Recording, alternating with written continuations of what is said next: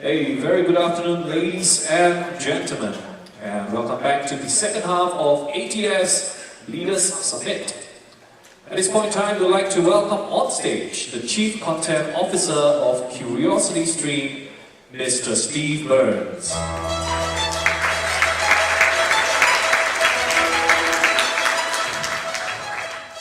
Thank you all very much. Usually I do these sessions 30 minutes with, and there are 10 or 15 people trying to find out what CuriosityStream is about, so I'm amazed to see so many people. I hope you'll be kind to me in terms of a speaker. I'm not so good, but the tapes are good, I will say that. Anyway, I want to thank the ATF organizers for inviting me, and to see so many of you producers out there. I just think, wow. I started as a shooter producer myself, and now I'm up here trying to be a know-it-all, but I'm not really, but I do have a lot of experience at several TV networks, and now at an SVOD network. So I'd like to tell you a little bit about how it is working for both. So I work for CuriosityStream, which is a worldwide SVOD channel, and I came from National Geographic and Discovery Channel. And in the early days of Discovery Channel, I showed up and we did 2 hours of original production in my first year there. And then when I left, we were doing 10,000 hours over 10 networks. It was an incredible time, and I feel that same excitement now at CuriosityStream. Those early days of cable were wonderful, but SVOD is something special, I think, because it's giving the viewers the ability to choose what they want. And we're brand new, only, well, 3.5, 4 years old or so, like that. And we've already won 1 Emmy. We've been nominated 3 times. We've won 4 Science Media Awards, which are like the Oscars for science programs in America. Anyway, we're quite proud to already establish ourselves as a going concern. But being a TV veteran, I've seen television go from high-quality premium documentaries all the way through reality TV that has sort of swept the American television networks. I don't know about Asia, but I assume that you have reality programming here as well. But what it's done is it's opened the door as all the incumbent or the legacy networks have reduced their slates of science and history programming, factual programming overall. It's allowed us a window to open up CuriosityStream. And I think that I'm going to show you, rather than talk to you about CuriosityStream, I'd like to show you a sizzle reel. This is tape A, please, the one that we can show.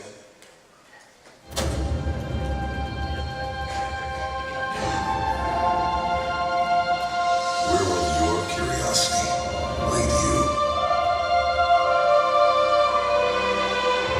Ancient civilizations. It must have been an extraordinary experience coming into this amazing structure for the first time.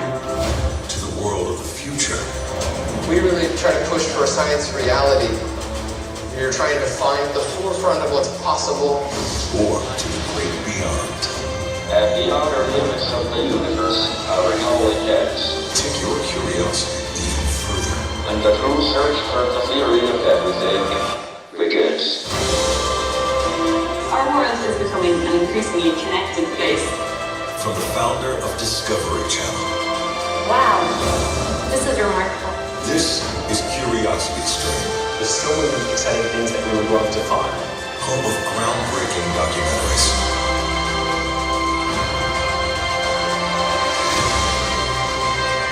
This, for me, is the best of all possible worlds. An award-winning original series.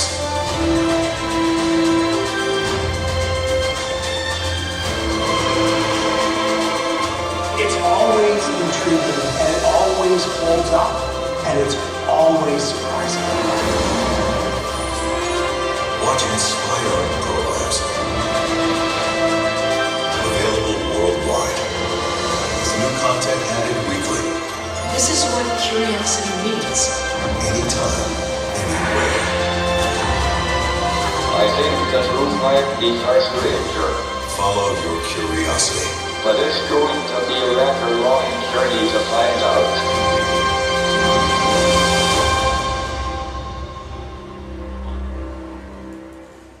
So John Hendricks, who started the Discovery Channels, saw this opening and he started Curiosity Stream. And he's no longer associated with Discovery. This is a completely independent effort. And one thing that I know about John, having worked with him at Science Channel and Discovery Channel, is he's devoted to high quality programming, the kind of programming that can inspire people, inspire kids to become scientists, or historians, famous, hardworking people, to get going in their lives by being inspired by this program. Anyway, you saw the high quality documentaries that we hope we can always deliver, and but it's no different than at television. We're all looking for high quality programming. It's just that we're after high quality science, history,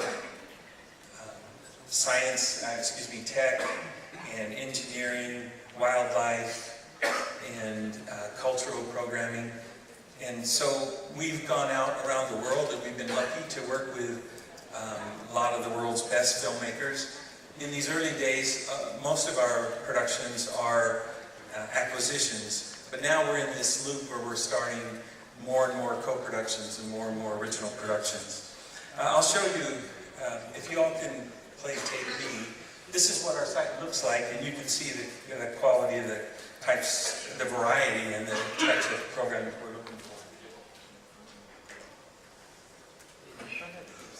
So when you go to the site, you can see these thumbnails in a great banner across the top. So you just go through and you can, it's just like Netflix. Do you all have Netflix here?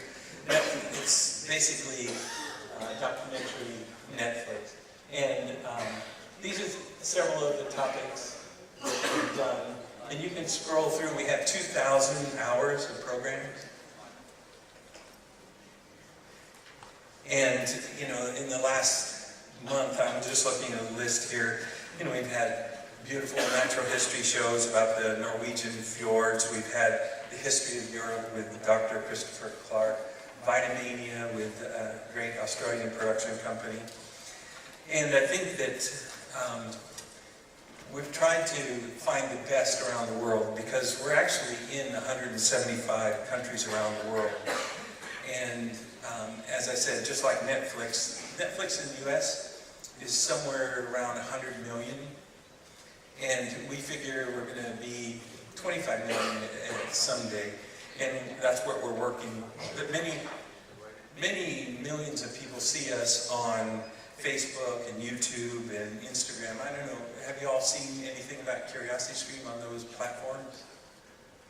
Well, we haven't hit Asia yet, but I have to say, we're so excited about being on StarHub here. We have a linear channel as well as our SVOD streaming service. But I don't know if anybody from StarHub is here, but I want to thank you all because we're quite excited about it. We have the potential of being there, of seeing by hundreds of thousands more in Asia, so we're really proud. And I go to conferences all the time. Usually I don't do speeches or anything like that, but I do meet producers day in, day out, and I get calls every day, emails every day, and events like this I'm pitched to all the time. So I thought I could talk a little bit about that, what it is that we're looking for at Curiosity Stream. And I wanted to first tell you, though, that you, in a way, you should know the network where you're pitching. For example, I'm at Discovery or Geographic, where I've worked. The demographics are older skewing. At Curiosity Stream, we're 34% millennial, which is a wonderful thing. Somebody would kill for that at American television stations. And I think some of the success is there's a really great young digital marketing team, and I just wanted to show a couple things that they've done to get us embedded with the millennial community. So if you could please play tape C.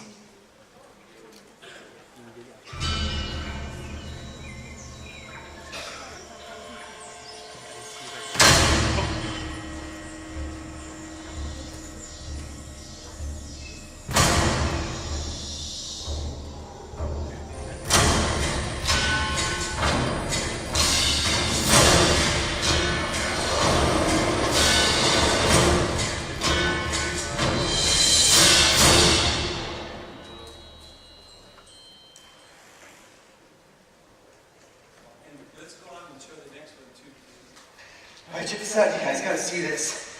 I just, I'm a little bit out of breath because I was just running down this road to chase this guy out here in Arizona. Look how big this wasp is. I'll try to get him out of the net right here. But the thing is, I don't really want to handle him too much because these guys have the second most painful bite in the insect world. Let's try to get him inside the room. Collecting jar here. Try to get him for you. He's almost too big for the collecting jar. Look at this. Let's try to get him real quick. Arizona is just insane. Got him. Got him, got him. All right, let me put this cap back on. And let me show you how amazing these guys are. One sec. One sec. The last thing I want to do is get stung by this guy. Got it! Woohoo! Oh man, look at that! Look at that! That's a wasp! Huge! It's almost as big as my face. This is a tarantula hawk wasp.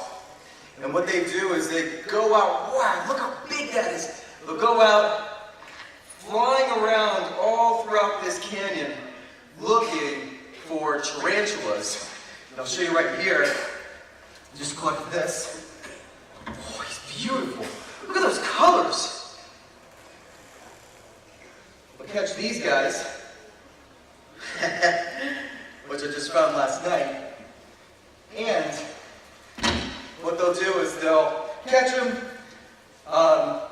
wrestle around them, and then lay their eggs inside of the tarantulas, bring them back into their den, lay their eggs inside of the tarantulas, and their larvae will feed on the insides of the tarantulas. Look, just a beautiful. I think we can stop this one. Crazy huge. Crazy. So anyway, this young team is great. They've spotted a lot of young talent, and we've done programs with them. And I think that's contributed to this big percentage we have in millennials. I think what we'll do, I realize I'm going long, if we could go to tape D, you can see part of the story that Alex Jones did, the filmmaker there, and you'll see how fun his films are. Oh, excuse me, I just wanted, I should... It's best to flick a switch and turn on the black lights.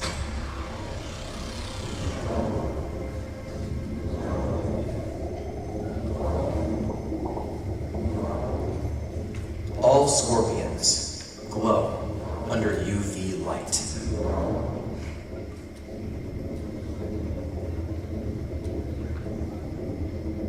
And what's great about the UV light, I'm able to track scorpions much easier. All right, look at this, guys. Look what I just found. Right here. One. There's another one over here. Two. And over here. Check this out. The third one. And four. That's 4 scorpions in a row. And I found it all with this black light. Right next to each other. 6, 7, 8, 9. Scientists don't really understand why scorpions glow under UV light. 10, 11. So anyway, all SVOD streaming. They're up 24/7. And usually when, in my TV days, you'd do a big special, it would premiere, and then it would be shown a couple times during that week, and then it wouldn't be shown again for 6 months. So I think one of the great advantages of SVOD is it's always there for people to choose.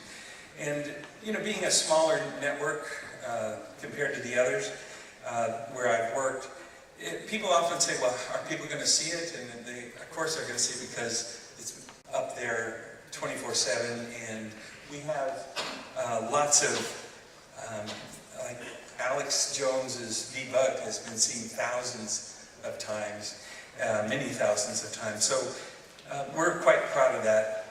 So a lot of times people write in and they'll say, hey, listen, we have Netflix for movies and Hulu for television sitcom reruns, and then we have Curiosity Stream for documentaries. So those are the kind of things we like to hear, and people write in. It's almost a devoted group, and they'll say things like, every human should have this. So it kind of makes us very proud and happy to be associated with such quality programs. We have 2,000 documentary titles on our site.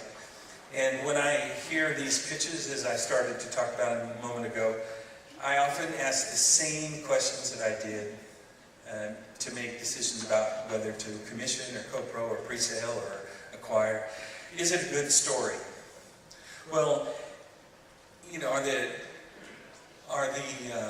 this is the same in TV as it is in SVOD. Are the characters interesting? Would you want to spend an hour with them? So a lot of times people, though, don't really know what networks are looking for, so they'll propose what they want to do rather than propose what it's likely a network will want to see. So I would just like to say that we have a great breadth of variety of shows on the channel, and I just want to show a couple. These are short clips to show you about the variety we have. The first is the history of food, and the second is the joy of statistics.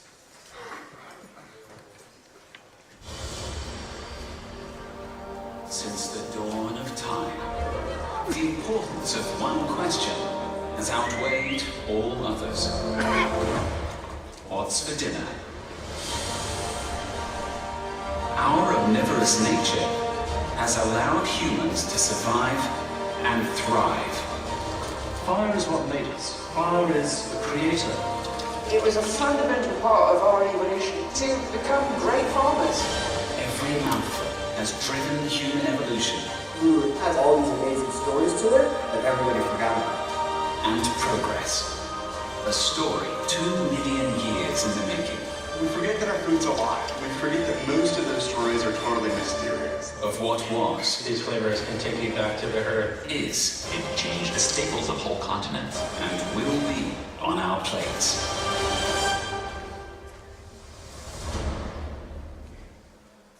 My name is Hannah Fry. I'm a mathematician, and I'd like to begin with a confession. I haven't always loved data.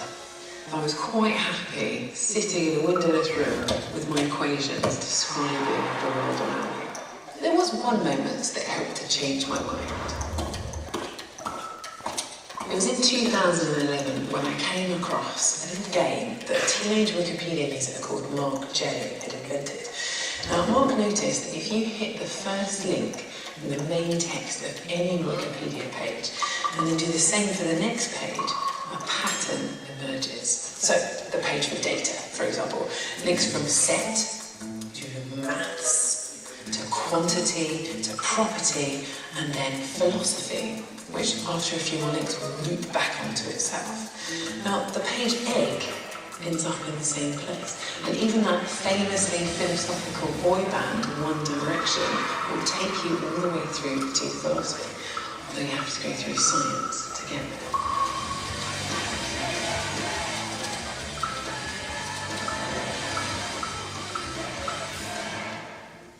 So I think you can see the variety in. When you commission at a TV network, you have to think of, okay, does this idea appeal to a broad spectrum of the audience? Old, young, male, female. But in SVOD, you can take risks. So I have commissioned or co-pro'd programs on SVOD that I never would have done on television at Geographic or Discovery. And here's a perfect example. If you could please play tape H. If I had said to somebody, hey, I'm going to do a show about fungi at Discovery or Geographic, they would have laughed me out of the building. But take a look at this award-winning film. It's already won 5 awards, and it's been nominated for 12. And it's an incredible film. But in SVOD, you can take risks and do this because the people who are paying that monthly or annual fee, if they find something that they really are passionate about, they're going to keep subscribing. And that's why you can take risks and do things you wouldn't otherwise do. So if you could please play tape H. Thank you. Since the dawn of life, fungi have been the driver of evolution on land. They ate the rocks that created the soils and nurtured plants, turning the planet green. To have the planet that we have today, we had to have fungi. It was fungi that brought back life after each global catastrophe. If there were no fungi, there would be no other life. It was fungi that paved the way for civilization. They have made us who we are. All around you are these fungi that are falling on you, that are going to alter our fate as humans. And we're just starting to figure it out. And as we begin to explore the kingdom of fungi, our most exciting discoveries are still to come.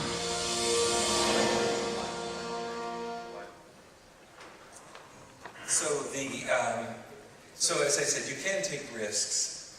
But after 25 years of doing TV, you develop, seeing overnight ratings every morning, you sort of developed an idea of what will work and what won't.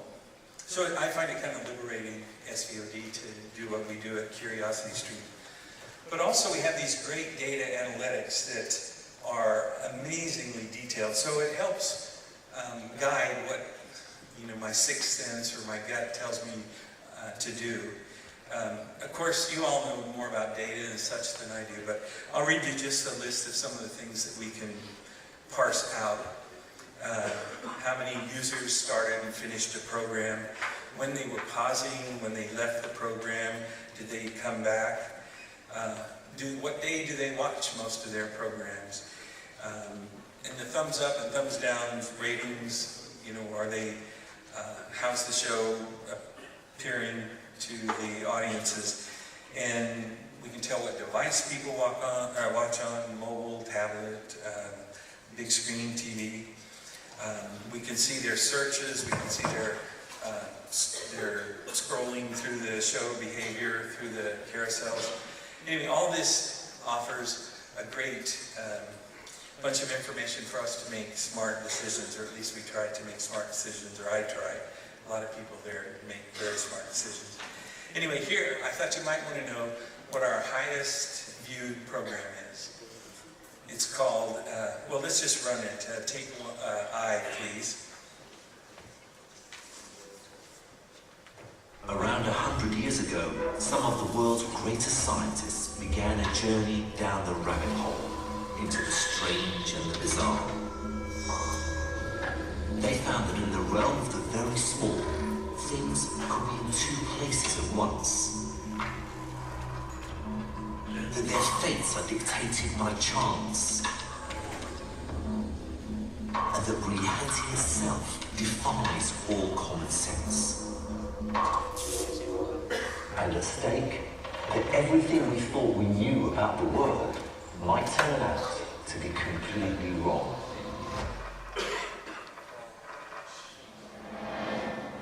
So finally, Secrets of Quantum Physics is our top view show. And I just want to show tape J, and then we'll start answering questions, because so far there's one. So if you just... As the baby turtles make for the sea, another wave of adults are arriving to make new nests.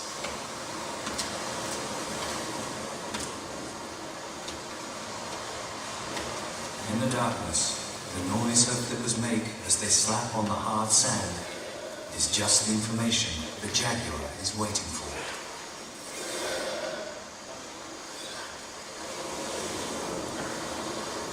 Human ears would not be able to discern the sound above the waves. But the Jaguar's super-sensitive cat hearing picks it out clearly.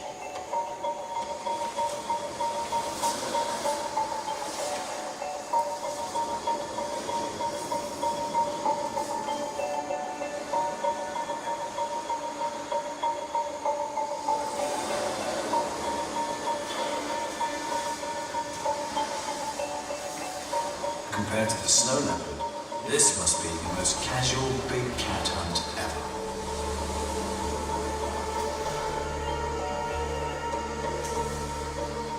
All the Jaguar needs to do to restrain its prey is push the turtle's face into the sand, exposing the back of its neck to the Jaguar's powerful bite.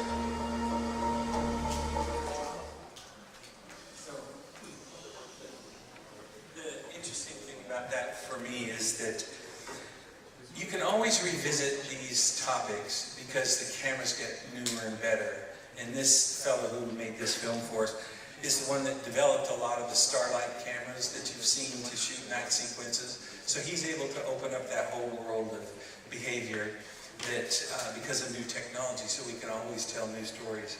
Anyway, please be on the lookout for new techniques, because that's one of those new innovations will make a great story, and that's what we're always looking for.